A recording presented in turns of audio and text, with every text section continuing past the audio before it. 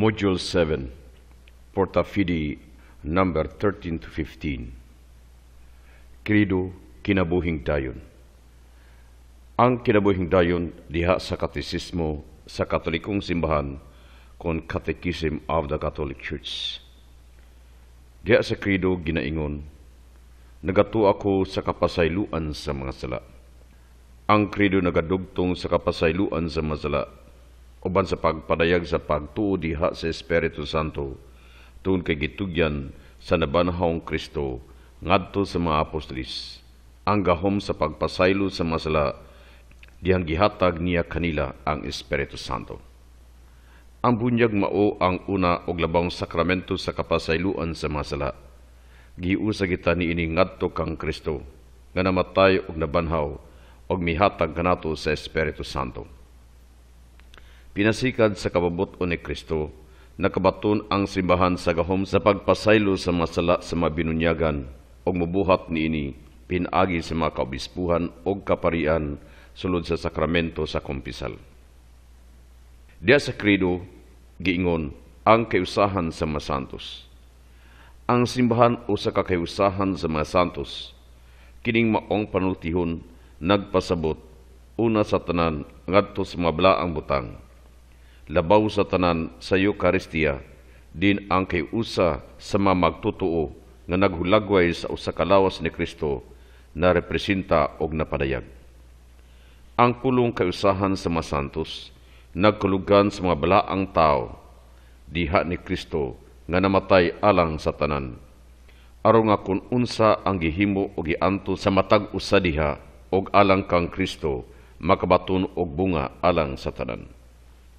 Mito kita diha sa kiusahan sa tanang magtutuo ni Kristo. Katong nagpanaw-duaw dinhi sita ang minatay nga giputli og ang mga bulahan sa langit. Ang tanan nahulagway sa usa ka simbahan og mito kita nga nining maong kahiusahan ang maluluy-ong gugma sa Dios og sa iyang mga santos kanunay namati sa atong mga pag-ampo. Sulod sa kapasayloan sa masala, ang mga kaparian o mga sakramento na himo mga instrumento lamang ngang gimbutan sa atong Ginoong Hesukristo. Ang talagsaong manunulat o gawasnong maghahatag og kaluwasan nga gamiton aron sa pagpapas sa atong mga kasalanan o maghatag kanatong grasya sa pagkamatarong. Ang katisismo sa Katolikong simbahan nagaingon, nagatua ko sa pagkabanhaw sa lawas. Ang unod mo ay kadugtungan sa kaluwasan. Nagato kita sa Diyos nga magbubuhat sa unod. Nagato kita sa pagkabanhaw sa unod. Ang katumanan tali sa kabuhatan o kaluwasan sa unod. Pinagi sa kamatayon, nahimulag ang kalagikan sa lawas. Apan panahon sa pagkabanhaw, hatagan sa Diyos o gulay pagadugta nga kinabuhi ang atong lawas. Gibag-o pinagi sa paghiusa balik sa atong kalag. Sama nga si Kristo na banhaw og nagpuyo sa kahangturan, mausab kitang tanan pagabanhawon sa katapusang adlaw. Nagatuo kita sa tinuod nga pagabanhaw nining unod nga ato karong nabatunan. Gitisok nato ang madugta nga lawas ngadto sa lubnganan, apan gibanhaw niya ang dili madugta nga lawas, usa ka espiritual nga lawas. 1 Corinto Kapitulo 15 versikulo 42 hangtod 52. Isip sang putanan sa orihinal nga sala, kinahanglan mag-antos ang tao sa lawas nung kamatayon, din ang tao maanad nga wala na siya magpakasala. Si Jesus ang anak sa Dios, gawas nung miantos sa kamatayon alang kanato, diya sa hingpit o gawas nung pagtugyan ngadto sa kabubuton sa Dios ang iyang amahan. Pinagi siyang kamatayon, gibuntog niya ang kamatayon, mao nga giablihan niya ang posibilidad sa kaluwasan sa tanang katawhan. Ang katisismo sa Katolikong simbahan nagaingon, nagatu ako sa kanabuhing walay katapusan. Ang matag usa makadawat sa iyang walay katapusang bayad diha sa iyang walay kamatayong kalag, gikan sa higayon sa iyang kamatayon didto sa partikular nga paghukom ni Kristo, ang maghuhukom sa mga buhi og sa mga minatay. Nagato kita nga ang mga kalag sa tanang nangamatay diha sa grasya ni Kristo, mao ang katawhan sa Dios labaw sa kamatayon. Sa adlaw sa pagkabanhaw, ang kamatayon pagabuntugon sa dayon, sa higayon nga kining maong mga kalag may usa na uban sa ilang mga lawas. Nagatuo kami nga ang bagang katawhan nga niusa libot ni Jesus og Maria didto sa paraiso nagamugna sa simbahan sa langit, din ang walay katapusang pagkabulahan makakita sa Dios sa iyang pagkasiya og diin anaa sila usab didto. Sa nagkadaiyang ang nagkalambigit uban sa mga balaang anghel didto sa Dios nung pagdumala nga gibuhat ni Kristo sa iyang himaya aron pagpangama kanato og pagtabang sa atong kahuyang, pinagi silang inigsoong pagtagad. Katong mga nangamatay diha sa grasya og pagkahigala sa Dios nga wala pa hingpit maputli, bisan ko na siguro na ang ilang walay katapusang kaluwasan pagaputlion pa human sa kamatayon aron makabot ang kabalaan nga gikinahanglan sa pagsulod sa kalipay sa Dios. Pinagi sa bertud sa kiusahan sa mga santos, gisalig sa simbahan ang mga minatay ngadto sa kaluoy sa Dios o nagahalad sa iyang mga pag-ampo alang kanila, ilabi na sa santos nga sakripisyo sa Eucharistia. Sa pagsunod sa panig-ina ni Kristo, nagpahinumdum ang simbahan sa mga magtutuo sa subo o pagabasulan nga panghitabo sa walay katapusang kamatayon nga gitawag og impyerno. Ang prinsipal nga silot sa impyerno naglakip sa walay katapusang pagkabulag gikan sa Dios, din diha lamang kaniya nga makabaton ang tao og kalipay og kinabuhi nga mohinungdan sa pagbuhat kaniya o nga maoy iyang gitinguha. Nagaampo ang simbahan nga wala untay malaglag, Ginoo, ayaw akog ipalayo gikan kanimo.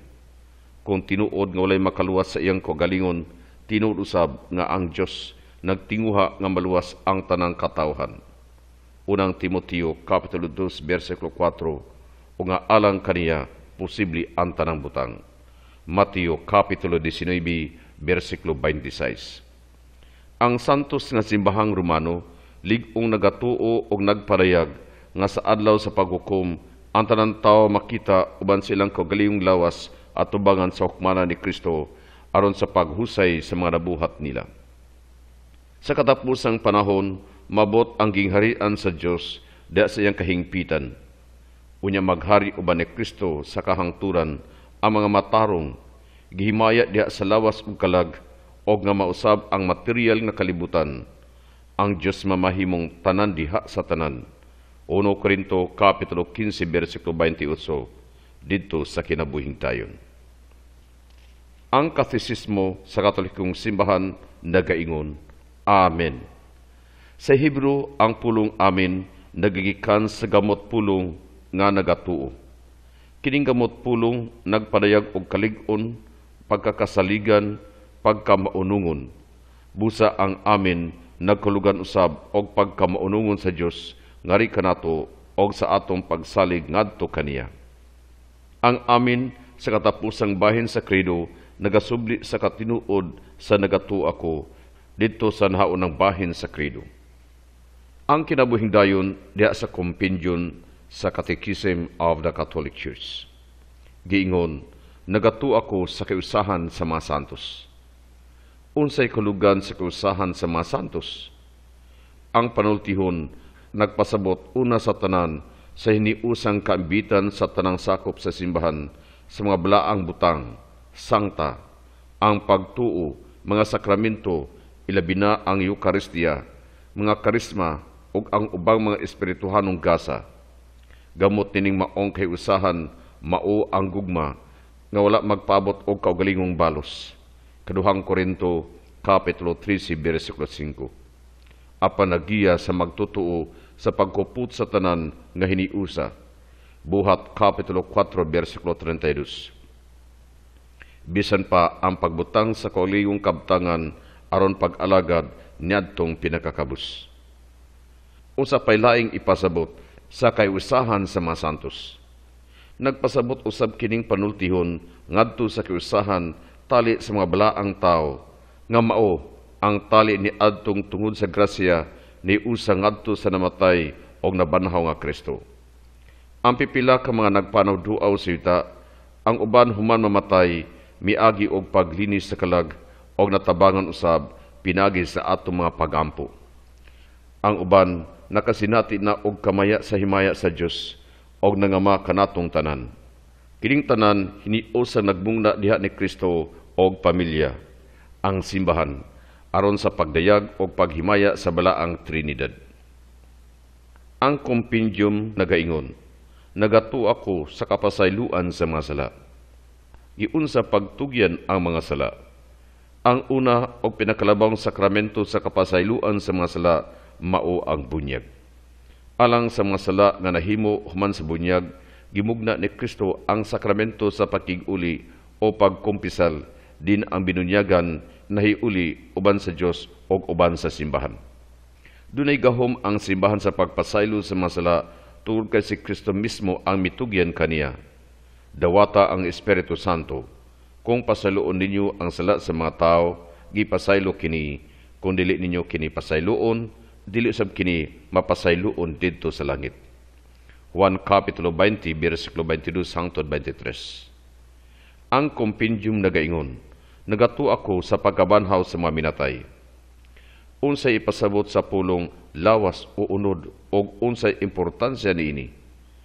Ang pagkabanhaw sa unod usa ka literal nga pagkasulti diha sa apostolikanhong krido alang sa pagkabanhaw sa lawas. Ang pulong unod nagpasabot og pagkatao diha sa estado sa kahuyang og moralidad.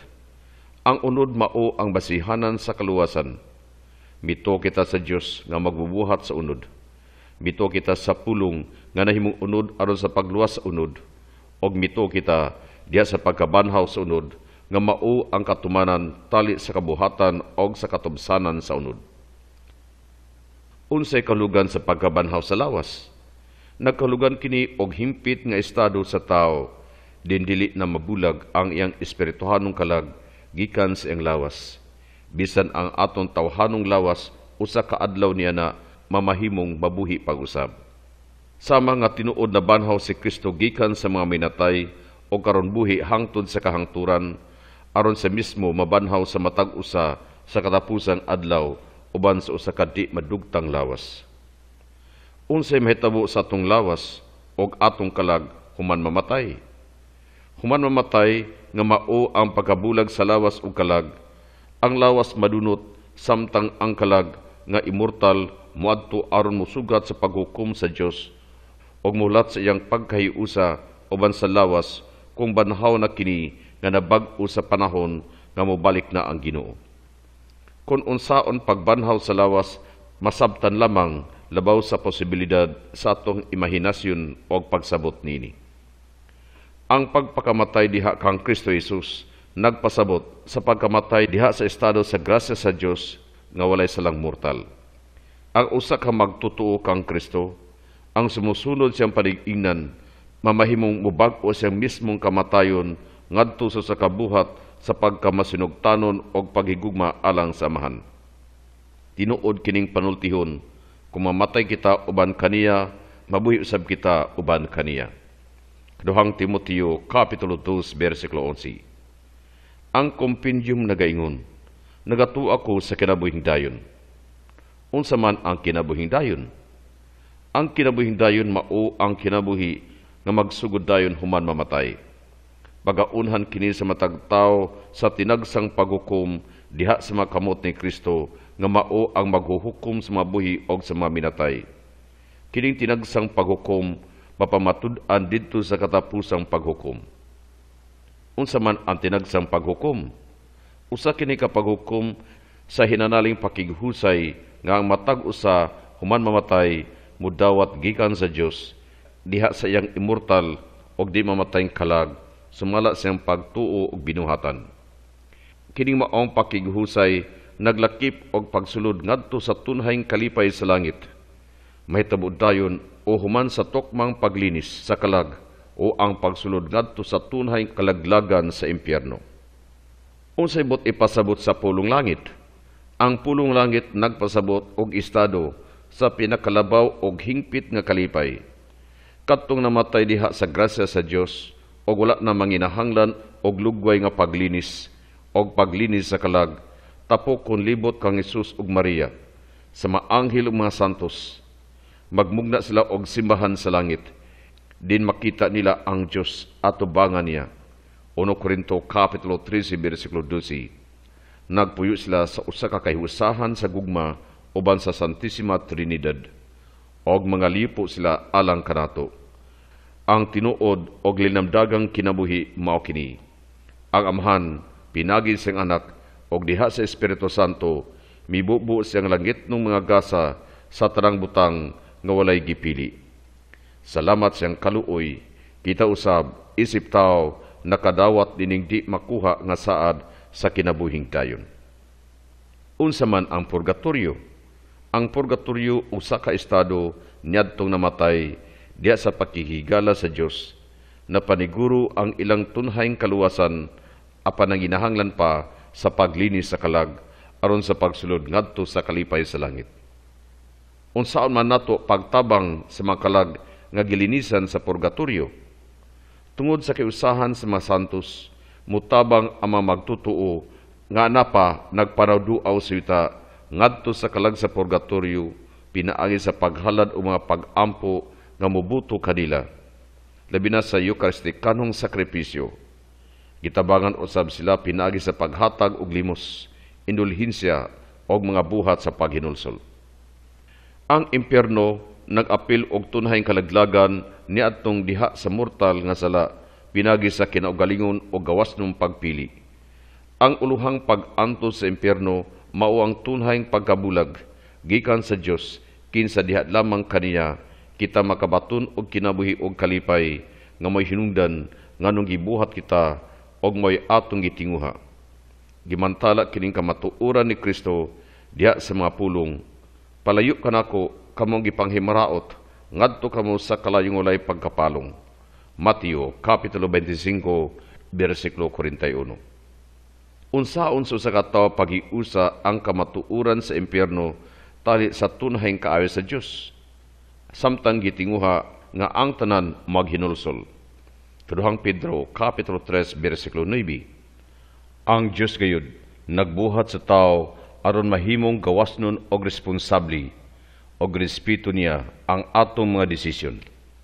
Sa ato pa, ang tao mismo ang gawasnon nakigbulag gikan sa kausahan sa Dios kung sa gayon sa kamatayon magpabilin siya sa mortal nga sala og modumili siya sa maluluyong kugma sa Dios. Ang katapusan o universal nga paghukom naglangkob og usa ka sentensya sa kalipay o tunhayng kalaglagan nga ipahamtang ni Ginoong Hesus ngadto sa mga matarong ug dili matarong. Buhat Kapitulo 24 versikulo 15. Sa pagbalik niya isip usa ka maghuhukom sa mga buhi og minatay. Human sa katapusang paghukom, maambit ang nabanhang lawas sa ganti sa pakighusay nga nadawat sa kalag panahon sa tinagsa nga paghukom. Anus ang mahitabo kining paghukom? Mambot kining paghukom sa katapusan sa kalibutan og ang Diyos lamang ang nahibalo sa adlaw og takna. Human sa katapusang paghukom, ang kalibutan mismo gawas nun gikan sa tanang pagkailawom sa pagkadunot. Maambit sa himaya ni Kristo uban sa sinugdan sa bag-ong langit og bag-ong yuta. 2 Pedro Kapitulo 3 versikulo 13. Unya maabot ang kahingpitan sa gingharian sa Dios sa ato pa ang hingpit nga katumanan sa makaluwas nun nga plano sa Dios aron sa paghiusa sa tanang butang diha ni Kristo. Mga butang sa langit o butang sa yuta. Efeso Kapitulo 1 versikulo 10. Ang Dios gayud mahimong tanan diha sa tanan. 1 Corinto Kapitulo 15 versikulo 28 sa tunhayng kinabuhi. Amen. Unsay kalugan sa pulong amin, din gitapos nato ang atong pagpadayag sa pagtuo. Ang Hebreo nga pulong amin nga nagtapos usab sa katapusang kasulatan sa pipila ka mga pag-ampo sa bag-ong kasabutan o sa liturhikang mga pag-ampo sa simbahan nagpadayag sa atong masaligon og hingpit nga pag-uo ngadto sa atong gipadayag sa pagtuo. Tinugyan ang atong kagalingon sa hingpit gayud ngadto kaniya nga mao ang hingpit nga amin. Pinadayag Kapitulo 3 versikulo 14. Si Kristo nga Ginoo. Ang kinabuhing dayon diha sa Katesismo sa Pilipinong Katoliko kon CFC. Giingon, pagkabanhaw sa lawas og sa kinabuhing dayon. Unsa man ang sukaranang pangutana nga gipasabot ni ining uluhana. Kining uluhana mutubag sa pangutana unsay akong gilauman. Ang katapusang artikulo sa Credo nagtudlo nga ang atong katapusang padulngan mao ang pagkabanhaw sa lawas og ang kinabuhing dayon. Unsa may kalabutan nining katapusang padulngan sa atong inadlaw-adlawng kinabuhi og pagsimba. Ang atong katapusang padulngan mao ang tumong sa bertud sa paglaom nga nagtukmod kanato sa pagpangita kang Kristo diha sa atong inadlaw-adlawng kinabuhi bisan taliwala sa atong mga suliran og pag-antos. Gawas pa ang atong pag-ambit sa misteryo sa Pasko ni Kristo dinhi sa yuta gitumo ngadto ni ining hingpit nga pakighiusa sa Santissima Trinidad. Uban sa amahan, pinaagi sa nabanhong Kristo diha sa ilang Espiritu Santo. Unsa may bot ipasabot sa eskatolohiya? Ang eskatolohiya nagkulugan sa pagtuon sa mga butang sa kaulahian o sa katapusang padulngan sa matag persona sa tibok tawhanong kaliwat o sa tibok material nga kalibutan. Ang Kristohanong eskatolohiya nagisgutan na sa daang kasabutan diha sa ilang mga paglaom bahin sa Mesiyas na nuka diha sa wali ni Kristo mahitungod sa gingharian sa Dios sa iyang pagkabanhaw gikan sa mga minatay o sa pagkunsad sa Espiritu Santo. Unsa man ang makalahi ang butang sa matag tao, ang pagtuong Kristiyano nagtudlo nga ang kamatayon, hukom, langit, impyerno ug ang ikaduhang pag-anhin ni Kristo mao ang makalahi ang butang nga pagadangatan sa matag persona. Kini mga espiritu nga may lawas nga gibuhat aron makig-ambit kaniya og sa mga santos didto sa langit hangtod sa kahangturan. Gihatagan kitag lawas nga pagabanhawon sa katapusang adlaw og kalag nga di mamatay nga gisangkapan sa kahibalo og kabubuton. Ang katapusang tumong sa tawhanong kaliwat og sa kosmos mao nga tigumon sa Dios ang tanan diha sa bag-ong mga langit ug bag-ong yuta din magpuyo ang kaangayan ug gugma sa Dios. Ang nabanhong Kristo nag-uban kanato diha sa Espiritu Santo nga nagdugtong sa atong umaabot nga padulngan uban sa ato karong yutan-ong kinabuhi. Busa ang saad sa Ebanghelyo sa pagkabanhaw og sa kinabuhing dayon nagtandog sa tanan natong gihuna-huna, gipamulong o gibuhat, kana mao ang atong kinatumyang lagda sa paghukom sa maayo og daotan, kalampusan o kapakiyasan sa tinuod nga gugmang tawhanon og sa mini. Nagabalda ba ang eskatolohiya sa atong makatungdanan karon? Sa tukmang pagsabot ang eskatolohiya dili usa ka butang nga atua sa layo, daw dapit sa mga damgo. Hinunua, nagatiman kini sa labing lahom nga sangkuanan sa atong inadlaw-adlawng kinabuhi karon. Ang atong katapusang padulngan naglihok na dinhi sa atong mga hitabo adlaw-adlaw. Nag-agni kanato sa mahigugmaong pag-alagad sa atong isig katao. Ang atong pagabanhaw nagkalugag bag-ong mahimayaong kinabuhi diha ni Kristong nabanhaw. Dili lamang usa ka pag-uli sa atong kinabuhi karon. Kita mga Kristiyano, lig-ong nagtuo nga kita gibuhat sa Dios ang tinubdan sa kinabuhi aron mag-ambit sa Dios ng kinabuhi sa Santissima Trinidad. Giluwas yang anak si Ginoong Kristo kinsa naghatag kinabuhi pinaagi sa pagkabanhaw og mag-ambit siyang nabanhawng kinabuhi nga niya diha sa grasya sa iyang Espiritu Santo apan pagahingpiton pa unya sa atong pag-abot sa kahimayaan. Giunsa man nato pag-ambit karon sa nabanhawng kinabuhi ni Kristo. Nag-ambit kita sa nabanhawng kinabuhi ni Kristo pinaagi sa una, atong kinabuhi sa pagtuo nga linamdagan sa Espiritu. Ikaduha, gibusog sa mga sakramento og ang ikatulo, gibansa diha sa atong tarong nga pag-alagad sa uban. Si Kristo mao ang buhing paras, kita ang mga sanga nga nabuhi gikan sa kaniya, gikan sa usa ka talikala sa panaghiusa o gugma tali kaniya og sa uban. Ang tugbang sa pag-ambit sa kinabuhing na banhaw, dili ang yutan-ong kinabuhi nga mamatay, kundili ang sala. Kita gipaambit sa kinabuhing na banhaw ni Kristo, pinagi sa atong bunyag, o sa atong pagtuman sa sugo ni Kristo. Paghigugmaay kamo, sama nga ako nahigugma kaninyo. Juan Kapitulo 15, versikulo 12. Unsa man ang mga bag-ong mga talan-awon gumikan nining pag-ambit sa kinabuhing na banhaw ni Kristo. Masabot nato nga ang atong pagkausab ngadto sa kinabuhing na banhaw mo'y usa ka nagpadayon nga mga lakang nga nasugdan na dinhi kanato pinaagi sa Espiritu Santo. Aduna kita'y katungdanan ug tahas karon sa pagpuyo sa atong mga saad sa bunyag, magpakamatay sa sala, magpakabuhi alang ni Kristo. Kining kinabuhia naglakip sa katalingbanon o kalibutanong mga sangkuanan. O sa may bot ipasabot sa pagkabanhaw sa lawas. Ang lawas dinhi nagkulugan sa tibok tawhanong persona.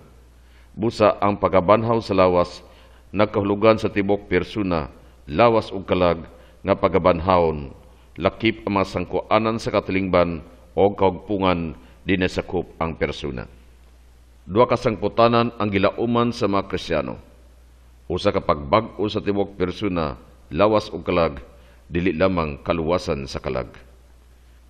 Busa ang reincarnation o transmigration of souls ipasalikway sanglit ilang gikuha ang katapusang kalugan ug bilis sa atong kinabuhi karon o gisiak ang kausa sa persona. Unsa man ang matang sa kausaban ang atong maangkon, ang kausaban gikan sa kinayang maaku-akuhon o hakog ngadto sa espirituhanong linamdagan sa espiritu nga kinabuhi. Diya sa kasamahan ni Kristo, ang atong lawasnong pagkamao uban sa tanan niyang kalambigitan sa katilingban o kalibutan, mausab sa iyang kinayukan sa Espiritu Santo apan nagpabilin nga ato. Ang pagtong Kristiyano naglantaw sa kamatayon isip sangkuanan sa matag gutlo sa kinabuhi, dili lang sa katapusang gutlo sa atong yutan-on lawas nung kinabuhi. Nagtandog sa tibok persona, dili lamang siyang lawas, ang tibok persona mamatay, dili lang ang lawas. Usa ka natural nga utlanan sa lumalabay nga tawhanong kinabuhi, ug usab sangputanan sa sala, salit bation ang tumang kasakit nga panagbulag, kabalaka, kahadlok o uban pa.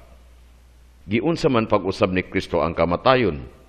Ang kamatayon sa Kristiyano may katumanan sa buhat sa pagpakamatay uban ni Kristo, nga gisugdan diha sa bunyag o sa kapag-ambit sa kinabuhi ni Kristo. Una, pagpakamatay diha sa hingpit nga pagtugyan siyang kagalingon tungod sa gugma. Kaduha, pagtapos siyang panaw dinhi sa yuta, og ang ikatulo, pagsulod ngadto si Maya sa pagkabanhaw. Tataw nga ang makaguba o makasiak nga talan-awon o ang katapusang sangputanan sa pagtibuok pag-usab sa natural nga kamatayon, hingpit nga gihulagway diha sa makalilisang kamatayon ni Jesus sa krus. Din gibungat niya ang katapusang pulong, natapos na, og amahan sa imong makamot gitugyan ko ang akong espiritu. Ang kinabuhing dayon nagkalugan sa kinabuhing nausab sa espiritu sa Dios ngadto sa hingpit nga katumanan sa tanang sangkuanan sa atong kinabuhi karon sa lawas ug kalag. Dili kini lugway lamang sa atong lumalabayng kinabuhi ni kahimtang nga wala nay pag-irog sa panahon kundi bug-os nga pag-usab sa kalidad sa kinabuhi. Diha sa kinabuhing dayon ang pagkaputol-putol sa atong lumalabayng kinabuhi karon masulbad. Didto sa sunod nga kinabuhi ang karon makaangkon pag-usab sa kagahapon og mapun-an na sa kaugmaon. Ang ato karong lumalabayng kahimtang budangat ngadto sa hingpit nga katumanan sa tulo ka ang-ang. Una, sa personal nga ang-ang, ana ang atong hingpit nga kinabuhi sa grasya isip mga tinun-an ni Kristo nga nasugdan diha sa bunyag o gialimahan sa Eucharistia. Ikaduha, sa katalingbanong ang-ang, matuman ang kahingpitan sa atong pagkasakop sa simbahan, o ang ikatulo, sa kalibutanong ang-ang, matuman ang hingpit nga pag-usab sa tanang kalibutan.